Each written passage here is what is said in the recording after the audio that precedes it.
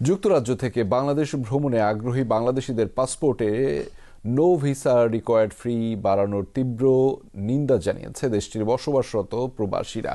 ব্রিটেনের প্রবাসীদের জন্য ৪৬ পাউন্ড থেকে ৭০ পাউন্ড করা হয়েছে নো ভিসা রিকোয়ার্ড ফি।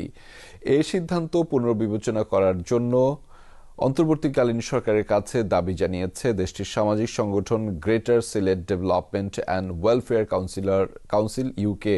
শুক্রবার বার্মিংহামে সংগঠনের সদস্যরা ও কেন্দ্রীয় নির্বাহী কমিটির উপস্থিতিতে অনুষ্ঠিত এক সভায় এই দাবি উত্থাপন করা হয়। অনুষ্ঠানে সভাপতিত্ব করেন আতাউর রহমান, সঞ্চালনায় ছিলেন খসরু খান, স্বাগত বক্তব্য রাখেন ফখরুদ্দিন। আরও উপস্থিত ছিলেন আব্দুল মালিক, ফিরোজ খান, আব্দুল আজিজ সহ অনেকেই। সভায় 10 দফা দাবি উত্থাপনের করে কমিটির সদস্যরা।